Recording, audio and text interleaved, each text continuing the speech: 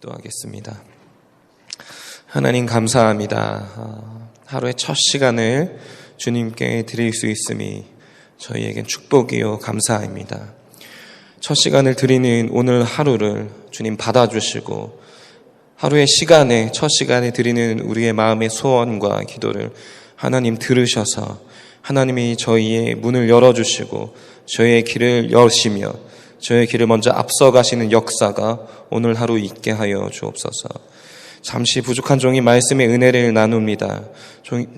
부족한 종이 준비한 그 말씀의 은혜보다 준비했을 때 받았던 그 은혜보다 듣는 저희가 더 큰 은혜를 경험하는 하루가 되게 하여 주옵소서. 예수님 이름으로 기도합니다. 아멘. 네, 먼저 오늘 목사님하고 성도님들 몇 분이 캄보디아에 가셨죠. 그 멕시코 가셨을 때도 제가 인사를 드렸는데 원래 선교는 우리 모두가 해야 돼요. 그렇죠? 예수님의 마지막 명령이셨으니까.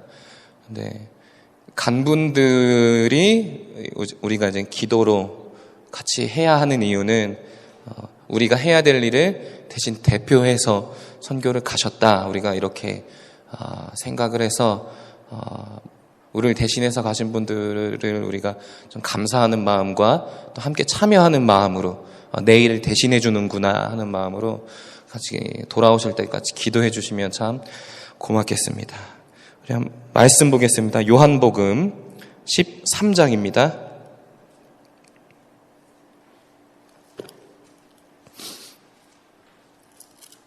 요한복음 13장 21절부터 30절까지.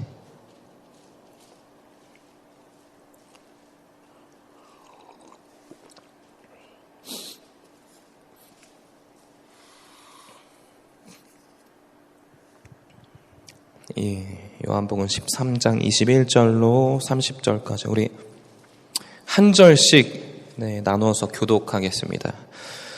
예수께서 이 말씀을 하시고 심령이 괴로워 증언하여 이르시되 내가 진실로 진실로 너희에게 이르노니 너희 중 하나가 나를 팔리라 하시니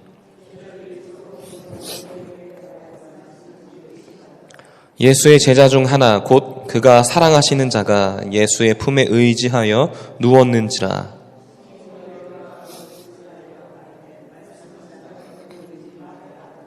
그가 예수의 가슴에 그대로 의지하여 말하되 주여 누구니이까?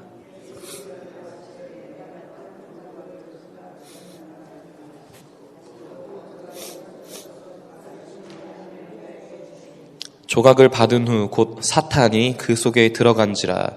이에 예수께서 유다에게 이르시되 네가 하는 일을 속히 하라 하시니 어떤 이들은 유다가 돈꾀를 맡았으므로 명절에 우리가 쓸 물건을 사라 하시는지 혹은 가난한 자들에게 무엇을 주라 하시는 줄 생각하더라. 아멘. 네.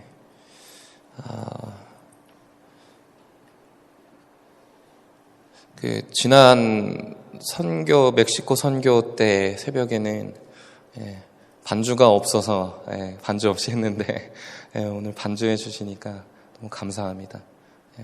아침에 왔는데 스피커에서 소리가 잘 안 나서 권사님 걱정하셨는데 또 우리 신 권사님께서 오시니까 또 바로 해결되고 또 우리 정유리 권사님이 물도 갖다 주시고 해서 감사합니다. 이런 작은 것들이 저도 이렇게 되게 말씀 전하는데 편안함을 느끼는데 우리 담임 목사님은 굉장히 감사해 하실 거예요. 그래서 보이지 않는 곳에서 헌신해 주셔서 감사의 말씀을 드립니다. 오늘 말씀의 제목을 제가 마음을 지킵시다 라고 했어요. 오늘 말씀을 보면 사단이 어떻게 역사하느냐, 마음을 지키지 못하게 하는 걸로부터 사단이 역사하더라. 그래서 성경을 보면요, 마음을 지키지 못해서 어떻게 보면 가장 저주받은 인생이 누굴까? 가룟 유다예요. 가룟 유다. 가룟 유다가 마음을 지키지 못했더니 말 그대로 파멸의 인생이 됐죠.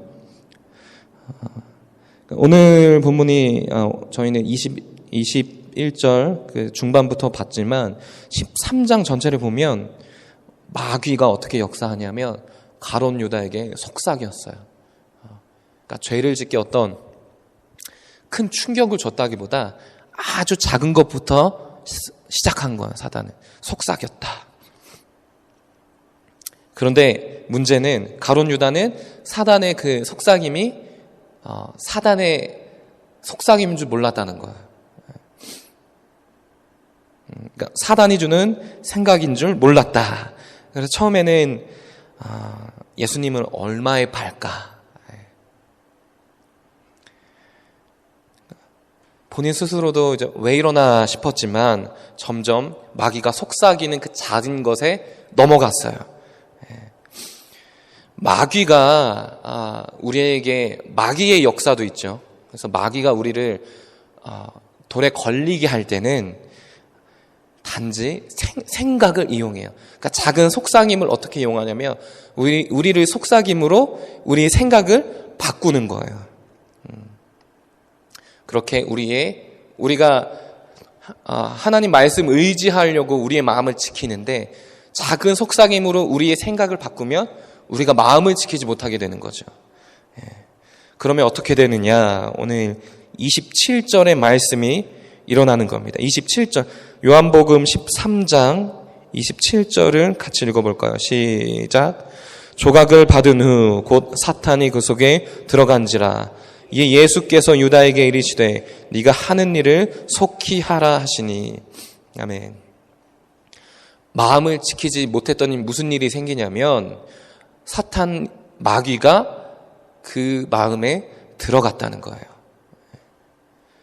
작은 거에서 사탄은 우리를 유혹하려고 속삭이지만 결국에 우리가 마음을 지키지 못하면 옆에서 속삭이는 걸로 끝나는 게 아니라 결국 우리 마음에 들어오더라. 어떻게 되냐면 예수를 팔았죠. 가룟 유다가.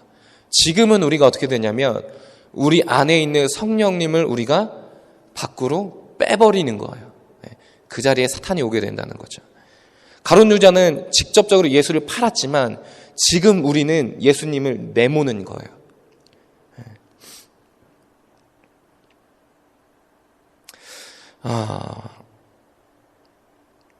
마귀의 역사로부터 우리의 마음을 지키지 못하면 두 번째, 제2의, 제3의 가룟 유다는 아마 여기저기 도처에 널릴 수밖에 없을 거예요.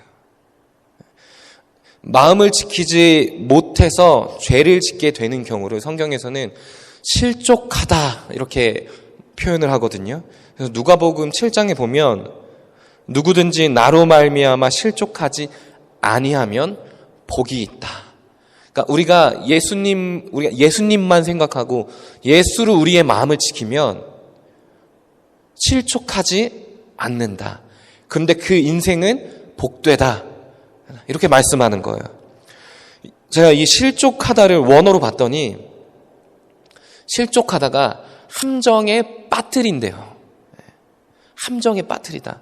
그러니까 사단이 아주 좋아 보이는 길에 함정을 파요. 거기다 표대를 하나 세우는 거죠. 푯말을. 예수의 길. 우리는 그 길을 가겠죠. 가다가 어떻게 되냐면 그 함정에 빠집니다. 네, 이 누가복음 7장은 그걸 실족했다 이렇게 말해요. 사단이 함정을 파놓은 거에 우리가 빠지게 되는 거예요. 그러니까 사단은요 절대로 이거 시험이다 이렇게 말하지 않아요. 우리의 가장 아킬레스건, 우리가 가장 필요한 것, 우리가 가장 갖고 싶은 것, 원하는 것, 때로는 우리에게 가장 필요한 어떠한 마음의 소원들, 꿀처럼 달콤한 것들로 우리를 유혹하기 시작해요. 근데 그런 것에서 우리는 영적인 분별력이 없으면 이게 마귀의 속삭임인가? 분별하지 못할 수가 있죠. 그래서 어떻게든 우리의 마음을 잘 지켜서 함정에 빠지지 않는, 그런 실족하지 않는 삶을 살아야 하는데 그게 복되다 말씀하시는 거예요. 그래서 우리가 가룟 유다를 통해서도 알 수 있듯이 마귀는 우리를 실족하게 하는 함정이 아닌 것처럼 위장하는 거예요. 위장술. 우리가 영적인 분별력이 있어서 이게 사단의 함정이구나, 우리를 실족하게 하는구나 알면 우리가 그런 함정에 빠지지 않겠죠.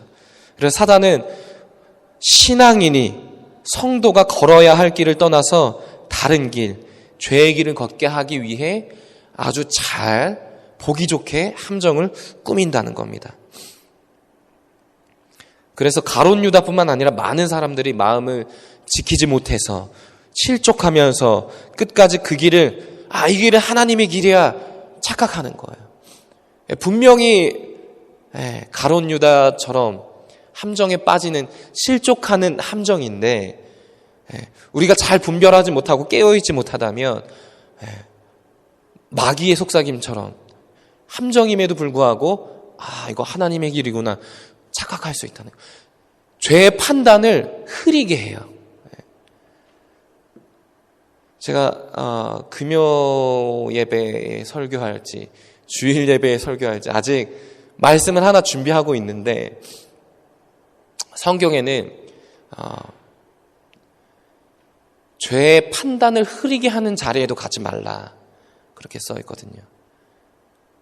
그러니까 죄를 짓는 자리뿐만 아니라 죄를 짓게 할 수 있도록 우리의 마음을 흔드는 자리라면 그 자리에는 발도 들이지 말라고 해요. 근데 사단은 그렇게 우리의 마음을 흔드는 거예요. 그래서 죄의 판단을 흐리게 하는 것, 함정의 길인 거죠. 함정의 길을 우리가 이게 죄인지 아닌지 판단이 흐릿해서 죄의 길을 걷는데, 걸으면서도 이게 함정의 길인지 모르는 성도는 결국 실족하고 범죄하게 된다는 거예요. 그러니까 예수님은 이 누가복음을 통해서 말씀하시기를 복되지 않다 말씀하셨죠. 이 에덴 동산에서 아담과 하와가 범죄했던 그 모습도 똑같았어요. 창세기 3장에 뱀이 하와에게 말하죠. 정말 하나님이 에덴 동산에 모든 열매 먹지 말라고 했느냐. 속삭이는 거예요. 모든 것. 이게 판단을 흐릿하게 하는 거예요. 모든 걸 먹지 말라고 했느냐. 교묘하죠. 뱀도 알고 있죠. 선악을 알게 하는 그 열매 하나를 먹지 말라고 한 걸 알고 있으면서 흐릿하게 하는 거예요. 죄의 판단을 흐릿하게 하도록 모든 걸 먹지 말라고 했느냐. 아담과 하와를 실족하게 하기 위해서 함정을 교묘하게 파는 거예요. 그래서 이제 마지막에 말하죠. 이 사단이 선악과를 먹으면 눈이 밝아진다. 하나님처럼 될 수 있다. 왜 그 좋은 걸 먹지 않으려고 하니? 이거 참 좋은 건데 너도 하나님처럼 좋아질 수 있는데 왜 안 먹으려고 하니? 결국 마음을 지키지 못해, 이 죄의 판단을 잘 못해서 이 마음을 지키지 못하고 생각이 바뀌어서 죄를 짓게 됐죠. 실족하게 되었다는 거예요. 예수님의 첫 사역을 보면 그렇게 마귀도 예수님께 그렇게 다가왔어요. 예수님이 광야에서 40일 금식을 하셨죠. 그리고 마귀에게 3번의 시험을 받으시는데, 사단이 어떻게 예수님에게 딱 유혹했느냐. 40일 금식하고 가장 사람에게 필요한 것은 당연히 먹을 거겠죠. 예수님에게 가장 필요한 걸 사단이 탁 치는 거예요. 돌을 떡으로 명령해서 바꾸시고 먹으시라.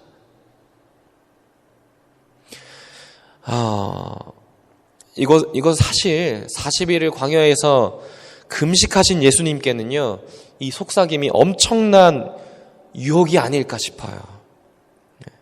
마귀는 이렇게 우리에게도 똑같이 마음을 지키지 못할 걸 공략해요. 우리에게 필요한 것. 자신들만의 우리의 마음을 지키지 못해서 그런 자신들만의 역사가 있다는 거예요. 마귀도 역사가 있어요. 마귀의 역사가. 우리의 마음을 뒤흔들고 죄의 판단을 흐릿하게 해서 결국에 우리의 생각이 바뀌고 우리도 모르게 죄에 빠지는 자리에 우리가 참여하고 있다는 거예요.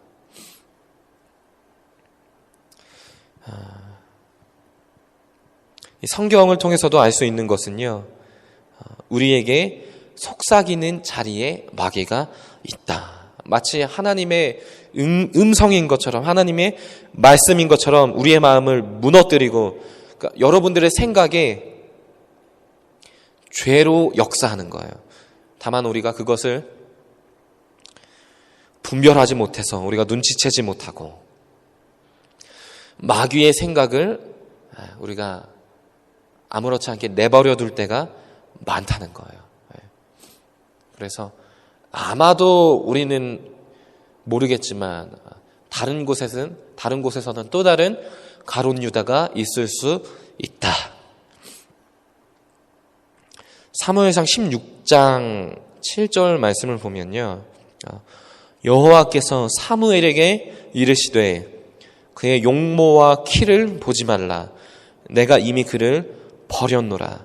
내가 보는 것은 사람과 같지 아니하니 사람은 외모를 보지만 나 여호와는 사람의 마음의 중심을 본다 말씀하십니다. 하나님은 우리의 겉모습을 보는 게 아니라 우리의 중심을 보신다는 거예요. 그러니까 다르게 말하면 우리가 우리의 마음을 잘 지키는지, 우리의 그 마음의 중심을 보고 판단하시겠다. 마귀가 주는 속삭임의 유혹을 우리가 알아차리지 못하고 내가 함정에 빠지는지 안 빠지는지 그것도 모르는 채로 이건 하나님의 뜻일 거야 착각해서 우리가 우리의 마음을 내주는 것, 우리가 우리의 중심을 지키지 못하는 이것, 그런 일은 없어야 한다는 겁니다. 그래서 우리가 마귀가 주는 생각은 굉장히 화려해 보여요. 함정을 만들었기 때문에. 제가 기억하기로는 예전에 저희 아버지가 교회를 개척하셨을 때 어느 날 굉장히 재력가 한 분이 교회에 오셨어요. 교회 등록은 안 하시고 여러 달은 나오셨죠. 그런데 하루는 이제 등록하려고 하니 내 제안을 좀 받아달라. 그 제안이 뭐였냐면 교회 찬양 소리가 너무 시끄럽다는 거야. 그래서 드럼을 좀 안 치면 안 되겠냐. 드럼만 안 치면 내가 교회에 큰 역할을 해주겠다. 그런데 그당 교회 개척했을 때니까 얼마나 성도 한 분 한 분이 중요하겠어요. 더군다나 재력가였으니까.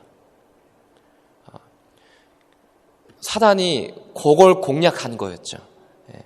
다행히도 이제 아버지께서는 그걸 알아차리시고 우리는 찬양을 멈출 수 없고 우리들은 청년들이 많으니 드럼을 우리는 무조건 쳐야겠다. 찬양 소리가 방해되신다면 당신에게 맞는 교회를 찾아라. 사단은 우리에게 우리의 필요를 알기 때문에 화려하고 우리에게 필요하고 우리 마음에서 우리에게 정작 굉장히 급한 것에서부터 우리를 속삭여서 마음을 지키지 못하게 한다는 거예요. 마음을 우리가 잘 지켜야 하나님이 누가복음에서 말씀하시듯이 참 복되다. 하나님이 칭찬하실 수 있는 인생이 된다는 겁니다. 이 갈라디아서 5장에 보면 이렇게 말씀해요. 육체의 일은 분명하니 곧 음행과 더러운 것과 호색과 우상숭배와 주술과 원수 맺는 것과 분쟁과 시기와 분냄과 당 짓는 것과 분열함과 이단과 투기와 술 취함과 방탕함과 또 이런 것들이라. 전에 너희에게 경계한 것 같이 내가 경계하노니 이런 일을 하는 자는 하나님의 나라를 유업으로 받지 못한다. 이 말씀이 굉장히 중요한 교훈인데요. 성령님이 주시는 생각인지 마귀가 주는 생각인지 우리가 분별할 수 있다는 거예요. 지금 이 갈라디아에서 말씀하는 이 육체의 생각은 사단의 생각이에요. 가룟 유다처럼 나를 파멸시키고 내 인간관계, 교회와의 관계, 마지막으로 하나님과의 관계까지 다 멸망시킨다는 겁니다. 그래서 이렇게 말씀했죠. 육체의 일은 분명하다. 육체의 일은 분명하다. 그러니까 우리가 죄의 판단이 흐릿할 때가 있지만 우리가 깨어 있으면 육체의 판단을 분명하게 할 수 있다는 겁니다. 이걸 제가 또 다른 이제 번역본 현대인의 성경으로 보니까 육체의 행위는 명백히 드러납니다. 이렇게 써 있더라고요.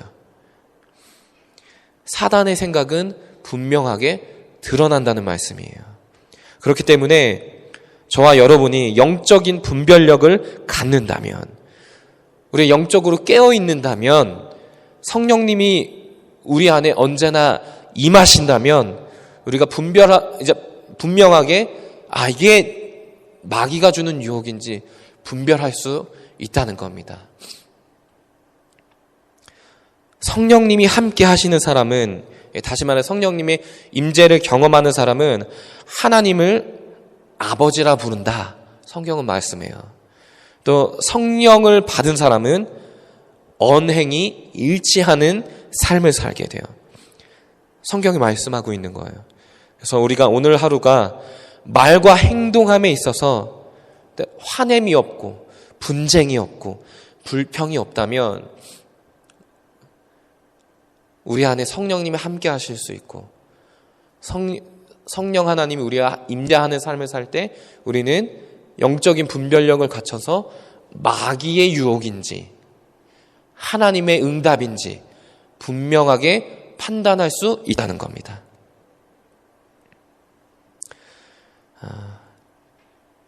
요한일서 4장 20절에는요. 하나님을 사랑한다 말하며 다른 누군가를 미워하면 하나님을 사랑한다고 말하는 것은 거짓되었다 말합니다. 지난 새벽에도 말씀했듯이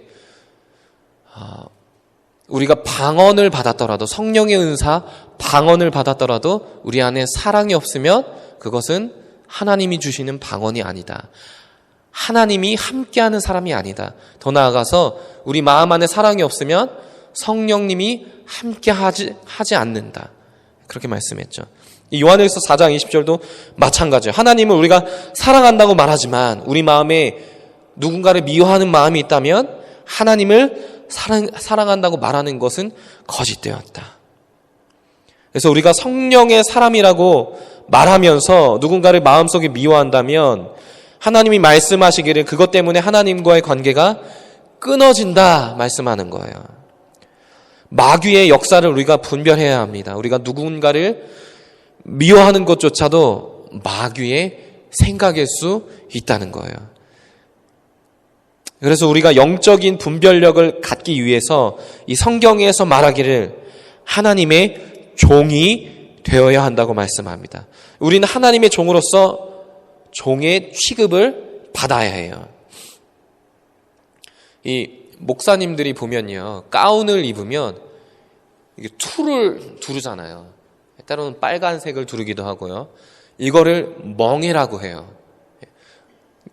목사님들이 이제 가운을 입고 이 툴을 두르는 게 그냥 멋있어서 하는 게 아니라 멍해예요. 멍해는 한국에서는 옛날 시대에 소의 코에 이제 고리를 걸잖아요.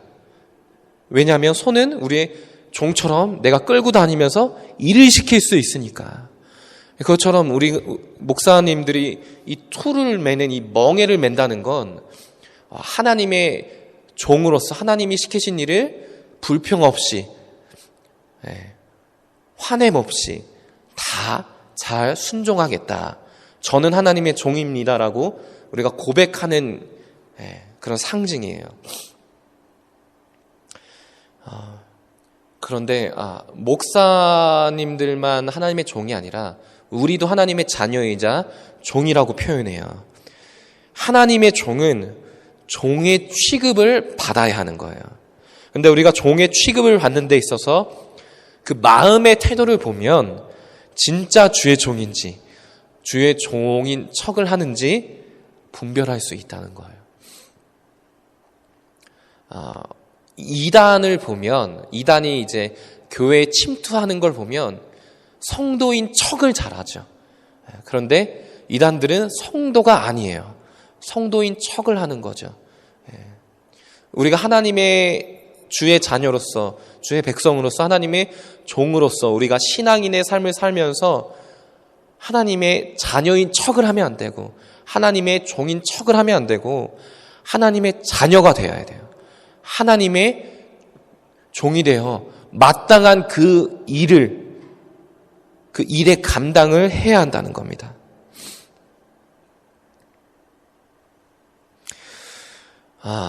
예전에 전도사로 제가 사역할 때 세족식을 했던 적이 있어요. 세족식은 보통 이제 자녀가 부모님의 발을 씻겨드리는 것, 이렇게 하죠. 그런데 대개 세족식을 하면 부모님들이 감동받아서 눈물을 흘려요. 왜냐하면 이건 평소에 일어나지 않는 일이니까. 평소에 어떤 자녀가 부모님의 발을 씻기겠어요. 그저 부모님들이 옷이 다 젖어가며 자녀들의 발을 씻겨주니까요. 근데 역사적으로 보면요, 발을 씻긴다는 건 종들이 주인을 씻겨드리는 거예요. 주인이 종의 발을 씻겨주는 일은 없어요. 그러나 성경에서는 예수님이 제자의 발을 씻기셨죠. 이 중동에서는요, 집에 주인님의 중요한 손님들이 오면 그 집 주인의 종들이 손님들의 발을 씻겨주는 그런 전통이 있다고 해요. 네, 이 성경에서는 예수님이 제자의 발을 씻겨주셨어요. 발이 어떨까요? 그 당시에는 지금처럼 운동화가 있는 것도 아니겠고요. 샌들 신고 다니면서 얼마나 발이 더러웠겠어요. 그런 발을 하나님의 아들이신 예수님이 씻겨주셨다는 거예요.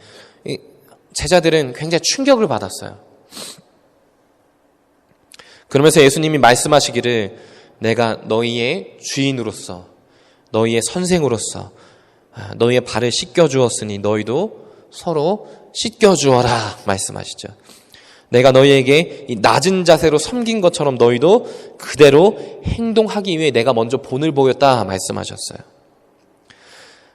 그러면서 너희에게 진리를 말하겠다. 종이 주인보다 크지 못하고 보냄을 받은 자가 보낸 자보다 크지 못하다. 이것을 알고 행하면 너희에게 복이 있을 것이다.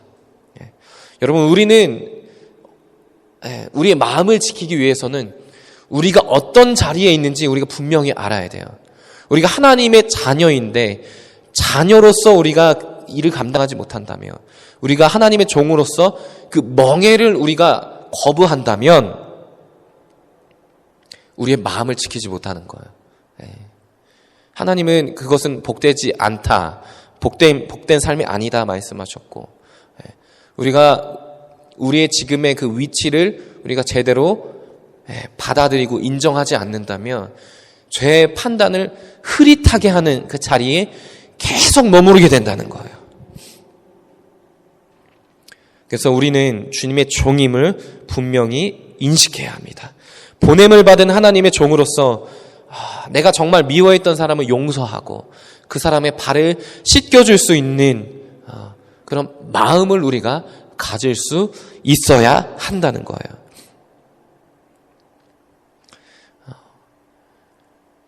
어떻게 내가 하나님 이렇게까지 할 수 있어요? 그 마음에서부터 사단의 유혹이 시작된다는 겁니다.